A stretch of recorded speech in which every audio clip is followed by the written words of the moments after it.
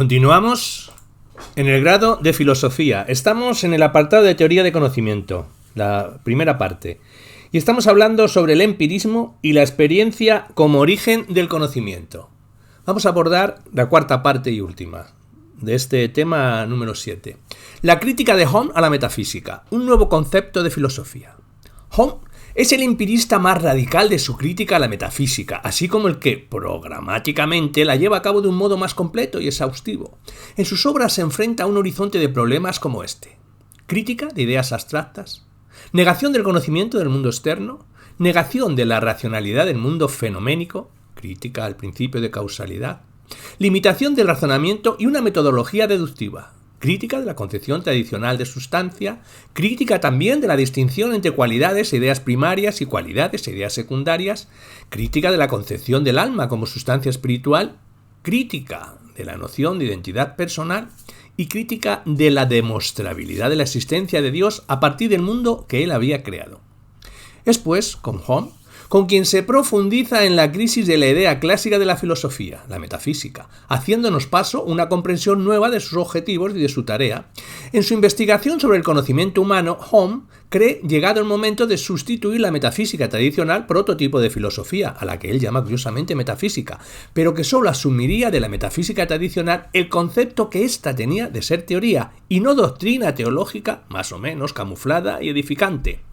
Esto no le impide reconocer que la filosofía debe tratar también temas cercanos a la vida práctica. De todas formas, en ningún caso, ni cuando trata problemas teóricos ni cuando se ocupa de cuestiones prácticas, debe exigirse a este conocimiento teórico y reflexivo que sea plenamente evidente, es decir, que constituya un saber absoluto y último.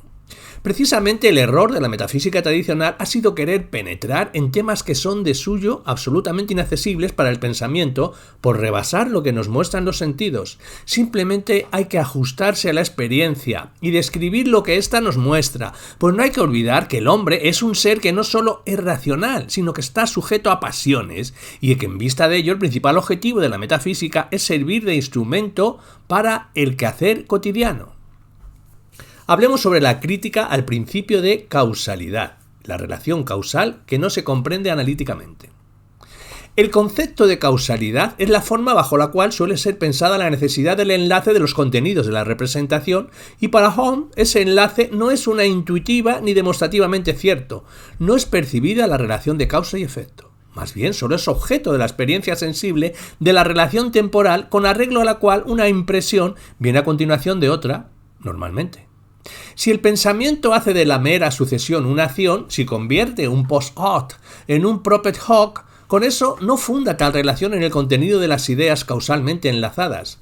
De una causa no puede derivarse lógicamente su efecto, en la representación de un efecto no se halla la de su causa. No puede pues comprenderse analíticamente la relación causal. Según Hume, esta forma de pensar solo se explica mediante la asociación de las ideas, por la repetición de las mismas serie de representaciones y por el hábito que advertimos de sucederse unas a otras, se origina una interna coacción que nos lleva a representárnoslas unas tras otras y a esperar que unas sigan a otras. El sentimiento de esta coacción interna que nos induce a creer que una idea produce otra acaba por concebirse como necesidad real, como si el objeto de una representación provocara la realidad de otra in natura rectum, o determinara su existencia en el tiempo, como más tarde expresó Kant. Hablemos sobre las cuestiones de hecho y relaciones entre ideas. Frente a lo que suponía la característica más propia de la filosofía racionalista, Hume destaca lo distintivo del movimiento empirista cuando afirma que para el mundo fenoménico no son válidas las deducciones. Esto obliga a replantear en estos términos la distinción entre cuestiones de hecho y relaciones de ideas. Sobre las cuestiones de hecho, es decir, proposiciones acerca del mundo externo. Lo contrario de una cuestión de hecho cualquiera es, a pesar de ser lo posible, pues jamás puede implicar contradicción y la mente lo concibe con la misma facilidad y distinción que si fuera igualmente conformable a la realidad. Que el sol no saldrá mañana no es una proposición menos inteligible y no implica mayor contradicción que la afirmación de que saldrá. Sería vano, pues, que intentáramos demostrar su falsedad. Si fuera demostrativamente falsa, implicaría una contradicción, y la mente jamás podría concebirla con distinción. y sobre las relaciones de ideas, es decir, proposiciones deductivas. Todos los objetos de la razón o investigación humanas pueden dividirse de por sí en dos clases, a saber, relaciones de ideas y cuestiones de hecho. De la primera clase son las ciencias de la geometría, del álgebra y de la aritmética, y en definitiva toda proposición que sea intuitiva o demostrativamente cierta. Que el cuadrado de la hipotenusa es igual al cuadrado de los dos lados es una proposición, una relación entre dichas figuras.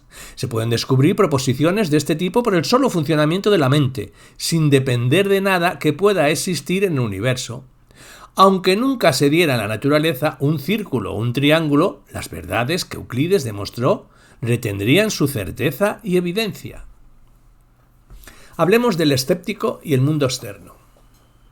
Parece evidente que los hombres son llevados por su instinto y predisposición naturales a confiar en sus sentidos y que si en ningún razonamiento, incluso casi antes del uso de la razón, siempre damos por supuesto un universo externo, que no depende de nuestra percepción, sino que existiría aunque nosotros y toda criatura sensible estuviéramos ausentes, o hubiéramos sido aniquilados. Incluso el mundo animal se rige de acuerdo con esta opinión y conserva esta creencia en los objetos externos, en todos sus pensamientos, designios y acciones. Asimismo, parece evidente que cuando los hombres siguen este poderoso y ciego instinto de la naturaleza, siempre suponen que las mismas imágenes presentadas por los sentidos son los objetos externos y nunca abrigan sospecha alguna de que las unas no son sino representaciones de las otras. Esta misma mesa que vemos blanca y que encontramos dura, creemos que existe independientemente de nuestra percepción y que es algo externo a nuestra mente que la percibe. Nuestra presencia no le confiere ser. Nuestra ausencia no la aniquila, conserva su existencia uniforme y entera, independientemente de la situación de los seres inteligentes que la perciben o la contemplan.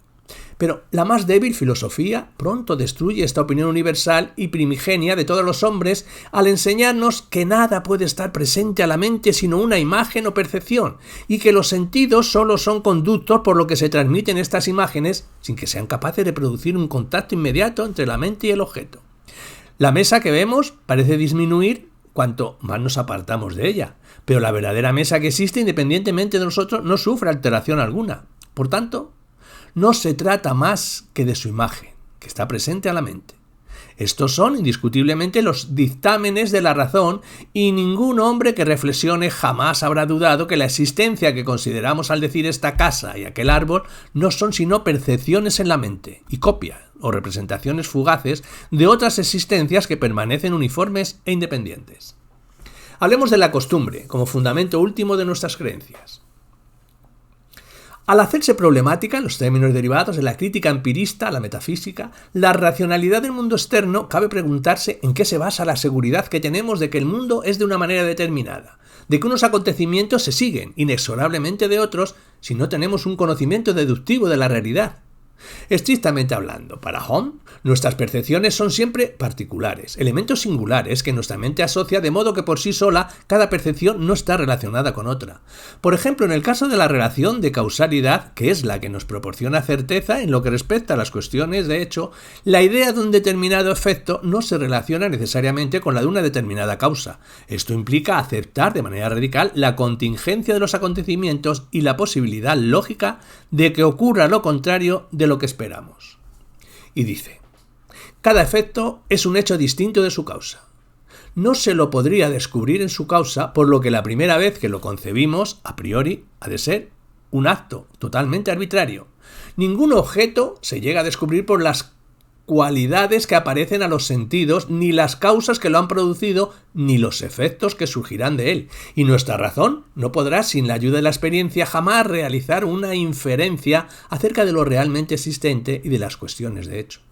En otras palabras, puesto que no es la razón la que rige nuestras inferencias causales, hay que atribuir estas inferencias a la experiencia.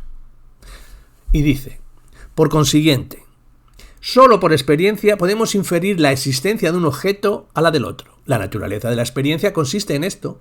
Recordamos haber tenido ejemplos frecuentes de la existencia de una especie de objetos. Recordamos también que los individuos pertenecientes a otra especie de objetos han acompañado siempre a los primeros y que han existido según un orden regular de continuidad y sucesión con ellos.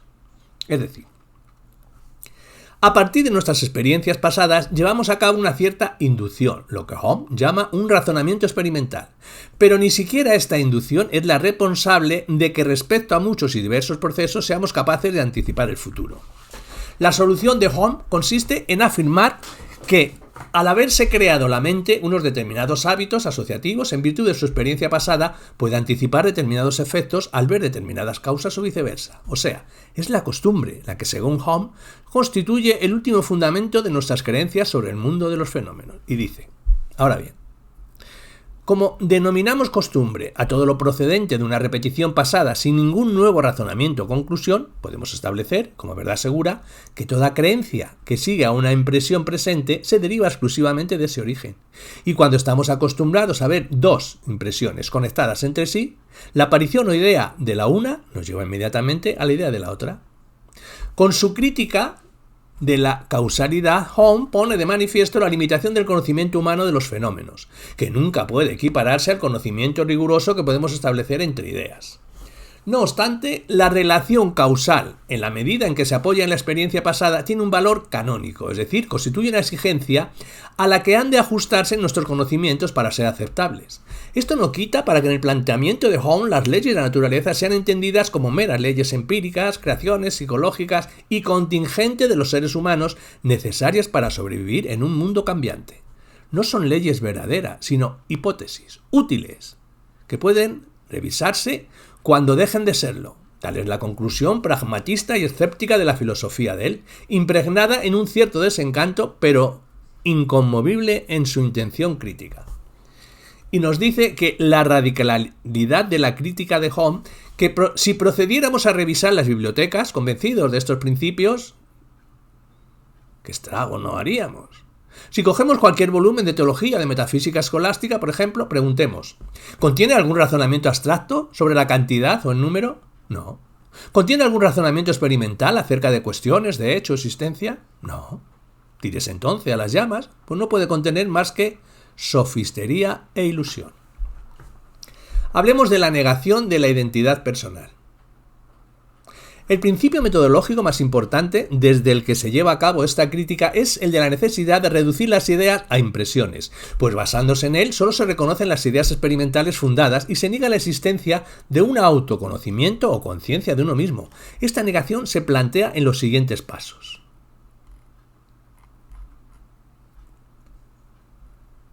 En ningún momento tenemos una percepción de nosotros mismos. Punto primero. Siempre que penetro más íntimamente en lo que yo llamo mí mismo, tropiezo en todo momento con una u otra percepción particular, sea de calor o de frío, de luz o de sombra, de amor o de odio, de dolor o de placer. Nunca puedo atraparme a mí mismo en ningún caso sin una percepción y nunca puedo observar otra cosa que la percepción.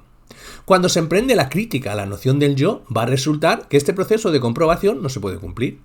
Cuando hablamos del yo o sustancia, debemos tener una idea conectada con esos términos, pues de lo contrario serían absolutamente ininteligibles. Toda idea se deriva de impresiones precedentes, pero no tenemos impresión alguna de un yo o sustancia como algo simple e individual. Luego, no tenemos idea alguna de esas cosas en ese sentido. En un segundo punto, diríamos que ni hay experiencia del yo, ni puede haberla, dado el carácter atómico de nuestra vida perceptiva.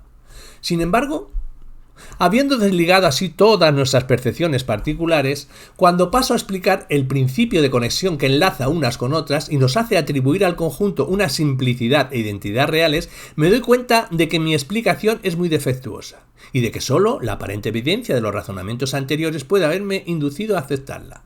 Si las percepciones son existencias distintas, formarán un conjunto solo por estar mutuamente conectadas. Pero el entendimiento humano es incapaz de descubrir conexión alguna entre existencias distintas. Y un tercer punto, diríamos que la creencia en el yo no se deriva propiamente del contenido concreto de nuestras percepciones, como ocurre en el caso de la inferencia causal, sino del hecho mismo de que experimentemos. De ahí que Home hable de la noción del yo como una ficción de la mente, término que él no utiliza en el caso de las inferencias causales.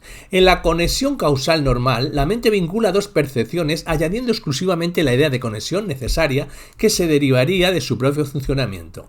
En cambio, en el caso del yo, Se trata de una noción que engloba todas nuestras percepciones. Por otra parte, de hecho, no todas nuestras percepciones están asociadas, y de las que lo están, solo una parte se ven relacionadas causalmente. Muchas se encuentran sujetas a relaciones de semejanza o contigüidad. Finalmente, si se apoya en la experiencia pasada, como en el caso de la inferencia causal, hay que precisar que ésta no aporta propiamente indicios para la creencia en el yo, pues en el caso de aquellas, el sujeto solo añade a lo que nos dice la experiencia la expectativa de que el futuro se parecerá al pasado, y la idea de una conexión necesaria, mientras que en el caso de la creencia en el yo se trataría de algo permanente, y para lo cual, en rigor, no hay antecedente. En conclusión, desde esta perspectiva, el yo se reduce, según frase consagrada de Hom, a ser una haz o colección de diferentes percepciones, y llega a mantener, y dice: la mente es una especie de teatro en el que las distintas percepciones se presentan de forma sucesiva. Pasan, vuelven a pasar, se desvanecen y mezclan en una variedad infinita de posturas y situaciones.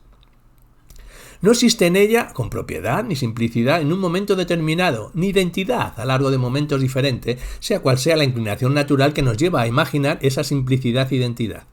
La comparación del teatro no debe confundirnos, son solamente las percepciones las que constituyen la mente, de modo que no tenemos ni la noción más remota del lugar en que se representan esas escenas, ni tampoco de las materiales de que están compuestas.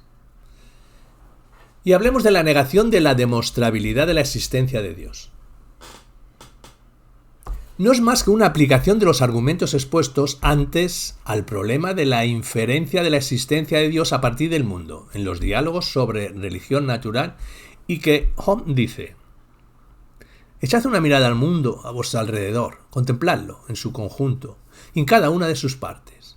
Encontraréis que no es más que una gran máquina subdividida en infinito número de máquinas más pequeñas, que a su vez admiten subdivisiones hasta un grado que supera lo que los sentidos y facultades humanas pueden escudriñar y explicar. Todas estas diversas máquinas, y hasta sus más diminutas partes, están ajustadas unas a otras con una precisión que arrebata la admiración de todos los hombres que las ha contemplado alguna vez.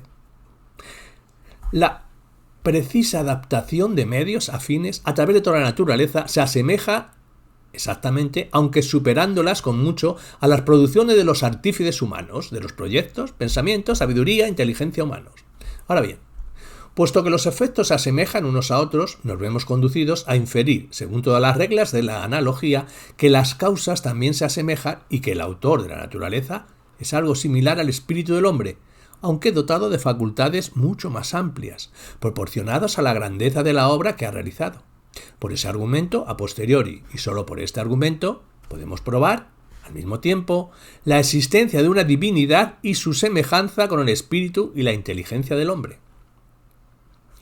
El clásico argumento utilizado por Santo Tomás en la segunda de sus pruebas, o sea, el que parte de la creación del mundo para inferir la existencia de una causa creadora inteligente, no se sostiene tras la crítica de Hom al principio de causalidad, pues toda su fuerza demostrativa gravita sobre el valor deductivo otorgado a la inferencia causal, que se aplicaría analógicamente a la relación que se puede establecer entre Dios y el mundo. Esto va a determinar que los argumentos de Filón, el interlocutor de los diálogos que más fielmente parecen reflejar la posición de Hom, sean en una parte muy importante, una reflexión sobre el uso legítimo o ilegítimo de la inferencia causal. Podríamos resumir del siguiente modo la crítica de Hom a este respecto, con 3 puntos. 1. El valor de la inferencia causal se minimiza a medida que disminuye la semejanza entre los términos de la relación, en la medida en que la fuerza de nuestras inferencias causales depende de la semejanza que pueda haber entre los hechos que hemos conocido del pasado y los que estamos tratando de comprender ahora. Un segundo punto, puesto que del mundo no tenemos conocimientos precedentes, la aplicación de lo que Hom llama razonamiento experimental es problemática, al no existir una experiencia pasada en la que apoyarse. Cuando se ha observado que objetos de dos especies van siempre unidos uno a otro, puede inferir, por costumbre, la existencia de uno donde quiera que vea que existe el otro. A esto es a lo que llamo argumento a partir de la experiencia. Pero quizá es difícil explicar cómo puede aplicarse este argumento cuando los objetos, como en el caso presente, son únicos, individuales, sin paralelo ni semejanza específica. Y un tercer punto, que no se puede decir, en rigor, que se infiere la existencia de un creador infinito de la existencia del mundo, pues si el efecto refleja y se ajusta a la causa, y el efecto es finito, como lo es evidentemente el mundo, entonces solo se puede decir con seguridad que la causa es finita.